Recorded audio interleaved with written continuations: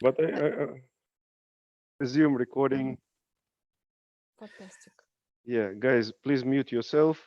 So today's presentation is about the 36 slides, and it's about classical machine learning tools. And I've read so many books on machine learning, but in real life, there are just few things you need to do. It's like 80-20 principle or 90-10. So we'll go through the most commonly used things. And well, this is what we'll be covering: machine learning. And so, you know, data science in general, which is statistics, SQL, PowerPoint, CSV, Excel, and so on. Machine learning, classical algorithms we will cover today. The more complex stuff is deep learning, neural networks, AI, which is happening last 10 years, and artificial general intelligence, which probably we will see in 10 years from now. Machine learning model is basically prediction machines, machine learning systems. So this is a very good book, which I recommended several times. Machine learning models may be of different complexity. The very simple model, you have some points, you draw the line, and the model is basically linear regression. You have two coefficients, A and B, right? Slope and intercept. And given X, you can calculate Y. You make prediction. So this is a very simple model. There are multiple models, which may be not two, but maybe tens or hundreds or even thousands of parameters. And this is standard machine learning. And then there is neural networks, deep learning, artificial intelligence. They use neural networks, which may have millions, billions. The largest I've seen, 175 billion parameters. So this, of course, we will not cover. And this usually you don't build yourself. You use something which some big cloud provider already built for you. The most common classical algorithms, there is only 4. Well, there is also clustering and some other stuff, but these are the main ones. So regression, you draw the line, or maybe not straight, maybe polynomial, but somehow you draw the line through your points. It may be in multidimensional, it may be not a line, it may be a plane or like multidimensional thingy.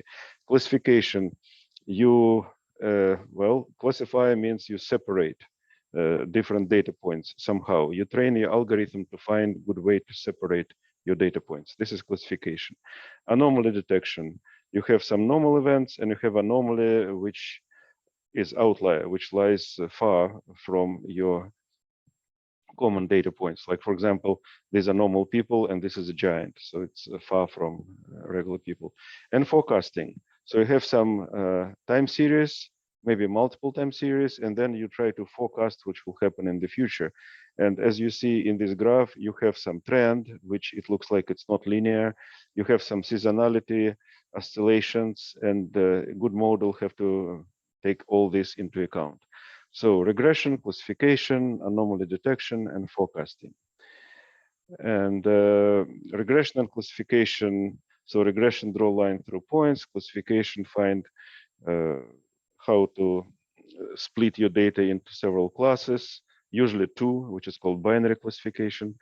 Supervised versus unsupervised. So supervised data is labeled. So we have some data and it says, well, this data point is cat and this another data point is dog, or it may be a bot or not bot or something like that. Unsupervised, it's usually clustering or principal component analysis, where you don't know what data represents and you need to find some order in this data. So this is unsupervised. Predictive analytics. Well, regression, you draw the line and you then can extrapolate. So you've seen something yesterday, I mean, before, historically, you want to extrapolate what will happen in the future. Classification may be also used to predict stuff. So you, for example, you classify the lead, the prospect, and because of the classes this person belongs to, you predict whether he will buy or what he will buy. So classification can be used for prediction. Recommendations, well, collaborative filtering. People who bought this also bought that. Again, it's kind of classification. Time series forecasting with seasonality and trend, we will cover that. So this is types of predictive analytics. And anomaly detection, how far the event is from the mean. Okay. First model, very simple, linear regression. You draw the line, and it may be multivariate. Like here, it is, well, it's two x's, right, and one y. So it's two-dimensional, but it may be multidimensional. It's very easy to do it. Here is an example of Python code using scikit-learn, and you see what you do. You take the type of the model you want. So you make this object, and then you feed it using your data x and y. So given x and y, you feed it in the model, you run fitting. Fitting means training. And once the model, so model is just some sort of a container which has a lot of stuff, and we put the data, it fits, it finds the parameters, this A's and B's or whatever. And then giving this model, you can tell it predict, you give it some data, and it gives you prediction Y. So it's very simple to use, and in scikit-learn, all models, like syntax of using them is the same. Instead of linear regression, it may be a random forest or something else.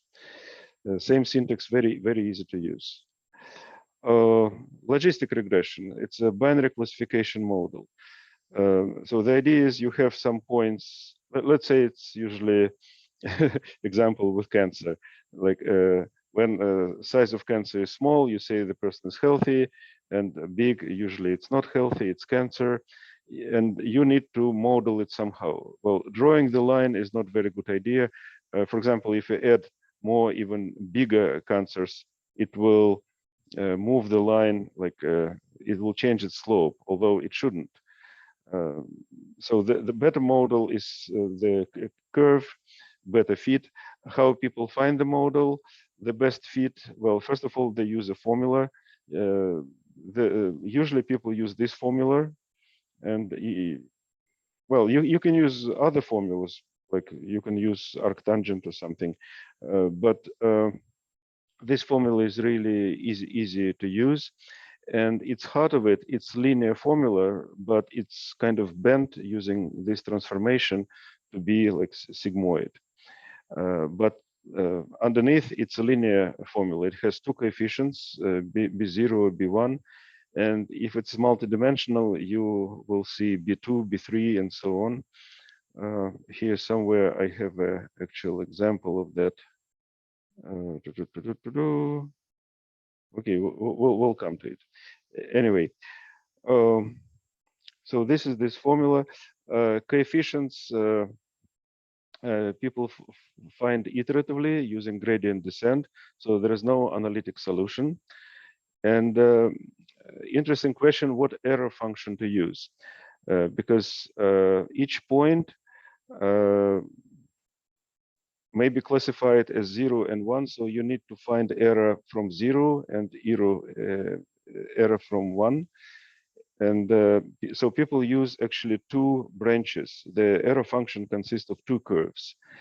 You can calculate error as this difference squared, like mean squared error, but it doesn't work very well because it creates multiple local minima. Better use like a logarithmic function which goes into infinity. And that's the kind of formula which people use to estimate the error. And it has the name cross entropy, very scientific name, simply because in physics and information theory, people use a notion of entropy, and mathematically the formula is very similar. Well, that's it, I guess. Next, we'll talk about decision tree. So you're familiar with the idea of decision tree. Am I out of shampoo? Yes, no. Yes, is it raining? Yes, no, whatever. So decision trees. You can build decision trees. There are multiple algorithms how to build decision trees, especially if you have different features on which you can branch. And decision trees usually used like multiple decision trees. So we're talking about ensemble learning. The idea is train several models, several decision trees, to do predictions, and then combine prediction of these models to get a better predictor as an ensemble. And there are two main ideas also people use. One is called bagging, and another is called boosting. Bagging idea is you have multiple systems, but they're all the same.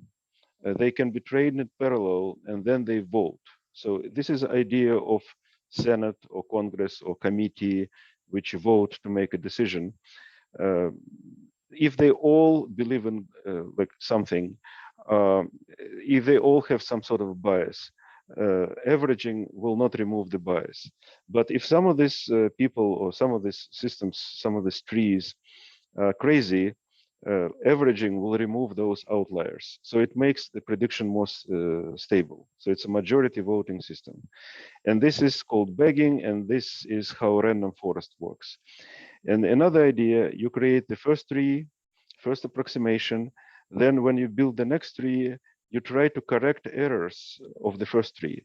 And then you build the third to improve on the first two, and so on. And this is called boosting, because on every step you boost it, you make it better.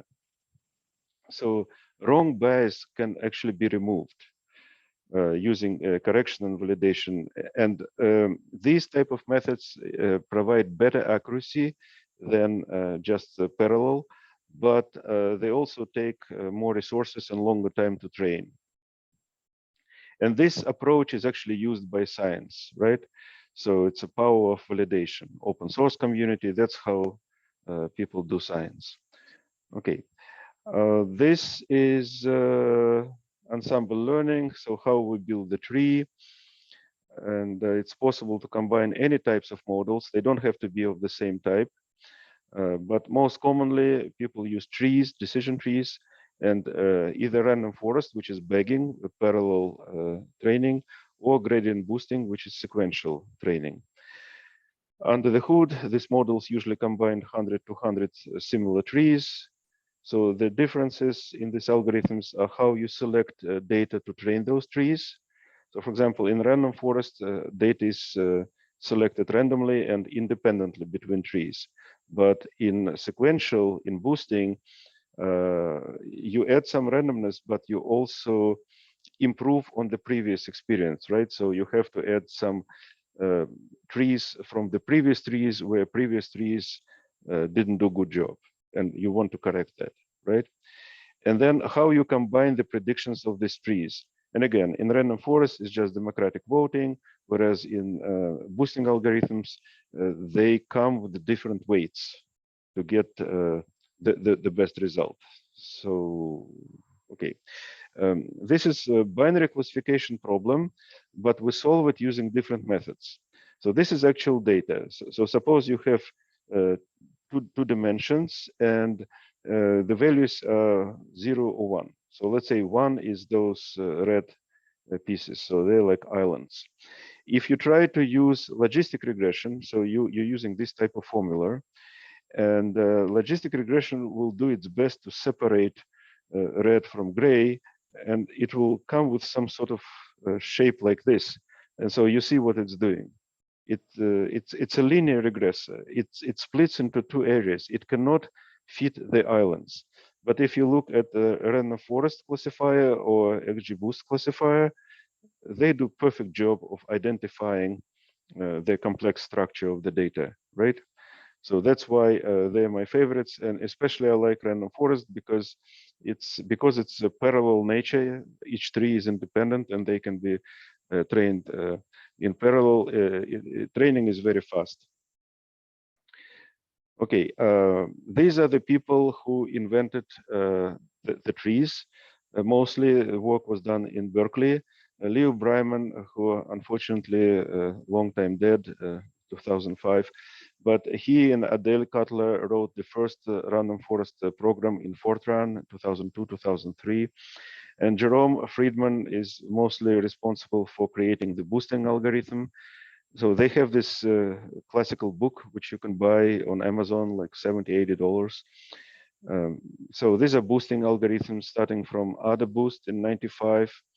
And they got a Gödel Prize for this. This is like a really great achievement. XGBoost, Danki Chen, right? Well, he was a PhD student. Now I believe he's in Carnegie Mellon.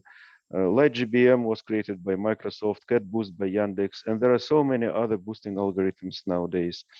But they all sequential training of trees. So you see Leo Breiman, 97, Jerome Friedman, 99. So these are these two people from Berkeley, and so on. Okay. Now, random forest regressor. Like in scikit-learn, you have random forest regressor, and it can do very good predictions in the range of your data. So suppose you have people with heights in the range of, I don't know, from 1 meter to 2 meters. I don't know, it's a maybe bad example. But what I'm saying is when you build the regress tree, so you just go and split by this parameter, let's say by height, left or right, left or right, left or right, you build the tree. And then given some height, how it will go through the tree, same way.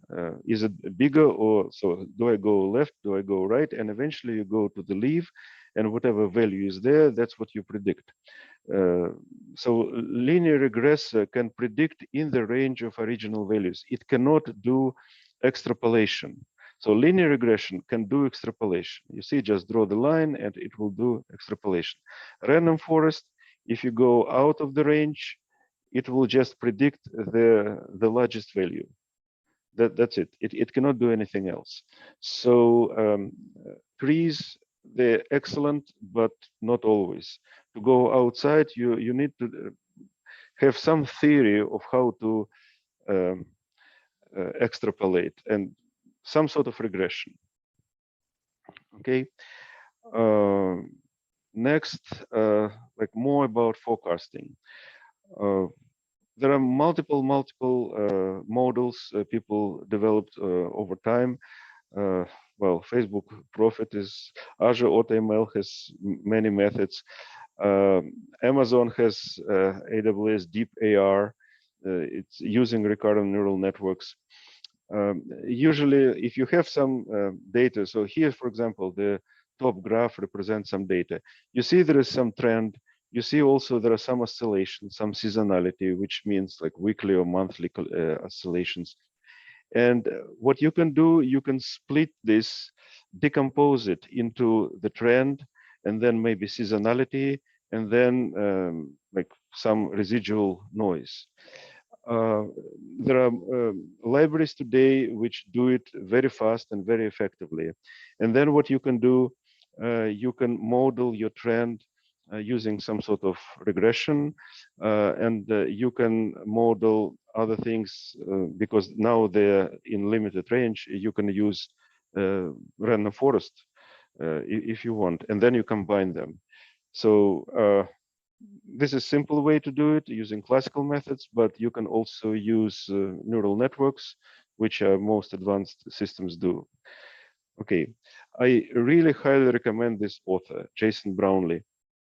He wrote 21 books on machine learning. He lives in Australia on the other side of the globe, down under. He's great. He has 2 books on time series forecasting. One is using regular methods and another using deep learning methods. I highly recommend find him, buy his book, read his tutorials.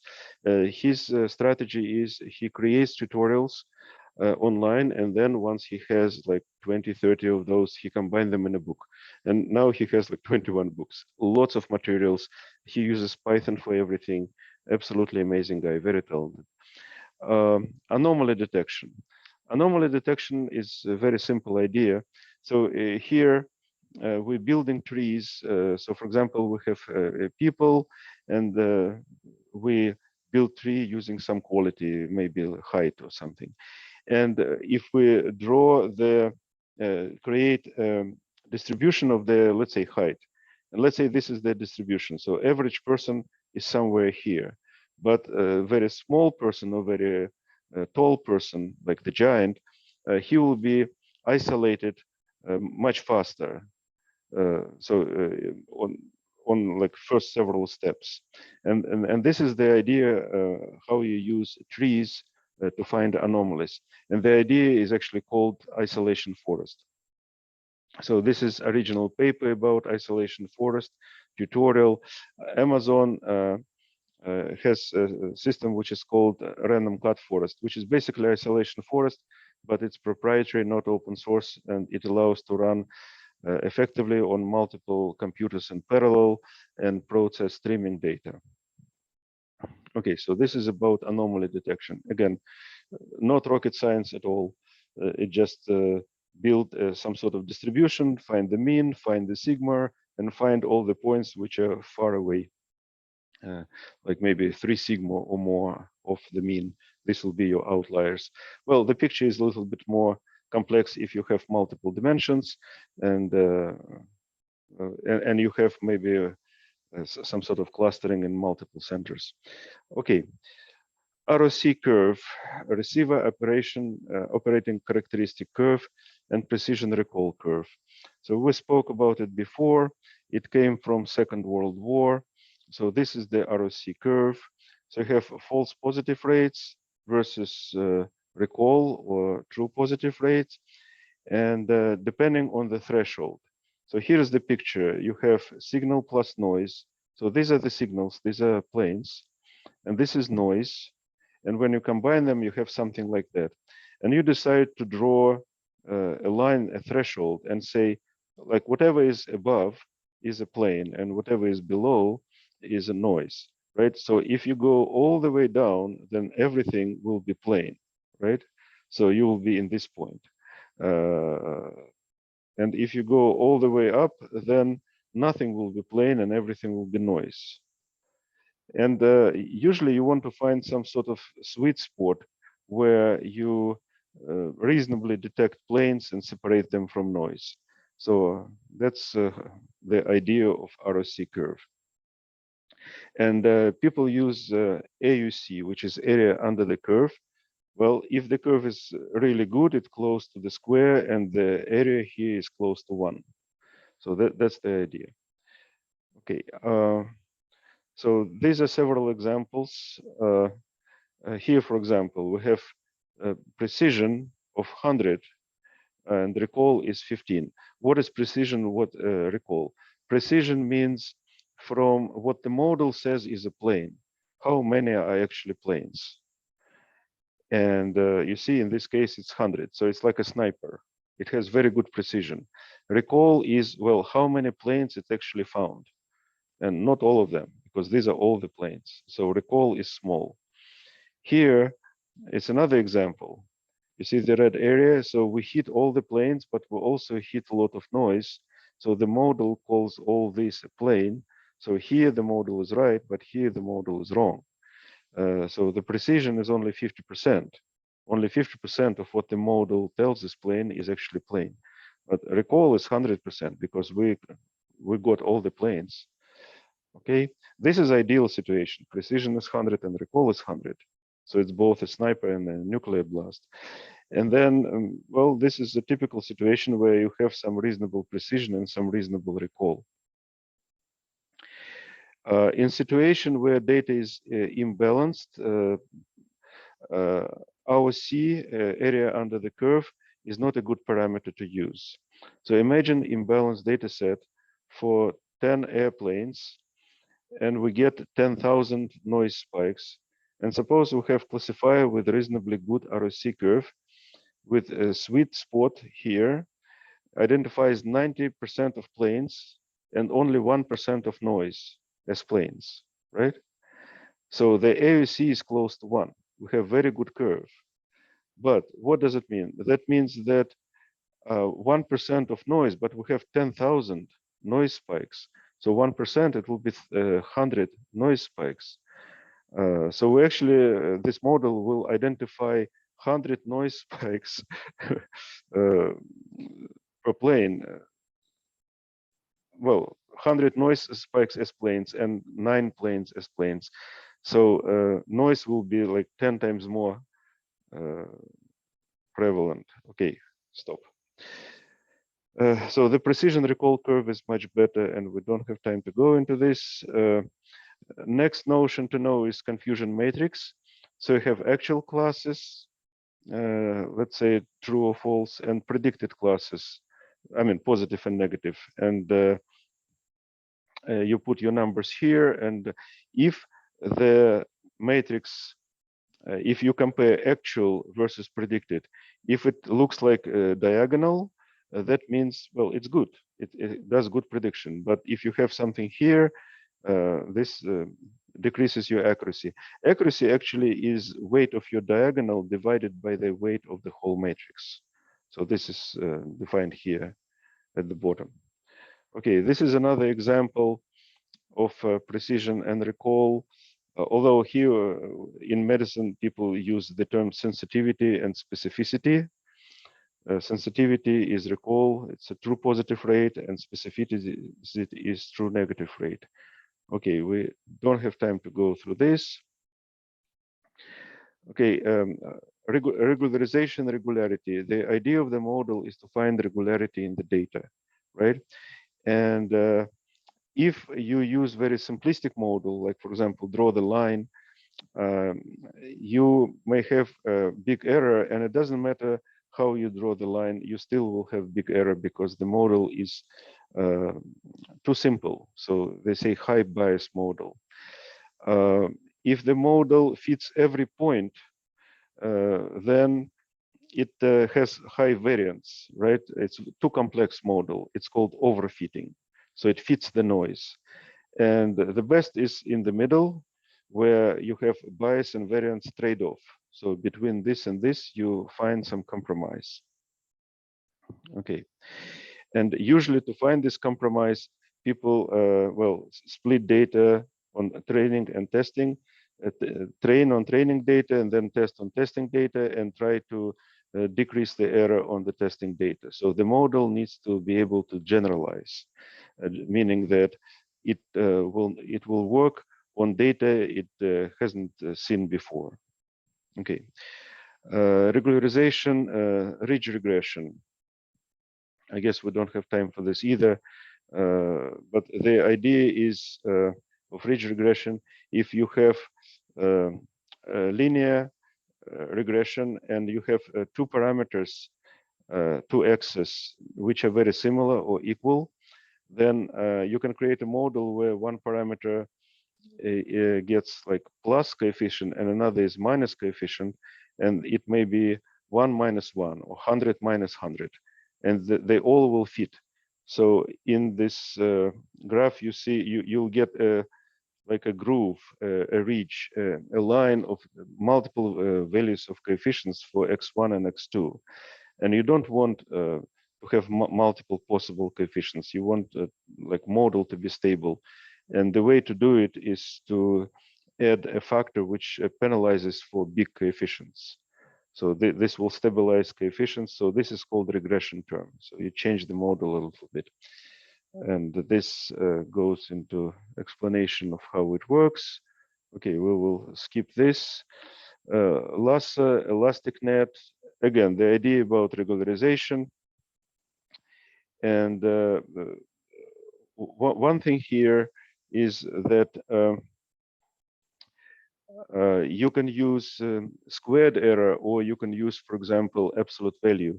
And absolute value, usually you hit the corners, and as a result, your model will use, for example, it will disregard this parameter only, or vice versa, only one parameter. So the model becomes sparse. It uses less coefficients to do the predictions. And sometimes this is exactly what you want to do. Okay, too much information for the lecture. Feature engineering, in order to run the model, you need to prepare your data, clean the data, maybe combine the features, remove some of them, find which features are important, and there are multiple ways to do it. In scikit-learn, there are a lot of machinery to do data cleaning. One of the methods is principal component analysis. So here, for example, we have 3 coordinates and we have some data, but if we look at it like how they project on this plane, you see clean separation, right? So we can simplify the model by doing this projection. And this is the idea of principal component analysis. And this is support vector machines. The idea, again, kind of like in classification, to find a good separator. And the separator may be done like this in a multidimensional space. That's what people often do. So you have this thing, and then you use what's called a radial bias function, where you, like, suppose this is like a rubber plane, and you push it with the finger, so it takes this form, and then you can cut using the plane, and you have clean separation between these two classes, right? It's called support vector machines. Okay. Okay, nearest neighbors, tell me who your 5 closest friends are, and I will tell you what's your average, what your salary is. It will be average of your friends, right? If your friends are into sport, maybe you're also into sport. Like, this is the idea. Well, a very common algorithm, very simple to explain. Uh, okay, clustering. So you have some data and you want to split it into groups. You don't know what the groups are. You don't even know how many groups, but well, you try. Well, let me try if it's 3 groups or 4 groups or 5 groups. And k-means is a very simple algorithm. There are many other algorithms. This is picture of scikit-learn library, and you see 1, 2, 3, 4, 5, 6, 7, 8, 9, 10 different algorithms, and there are more, and they have different quality. The idea at k-means is you find the means of some. First you assign randomly, and then you regroup, trying to find the clustering centers. Iterative algorithm, very simple, not very good though. Okay, I think I'm done. Oh, okay, we even have 2 minutes left. I'll stop sharing and stop recording. How do I stop recording?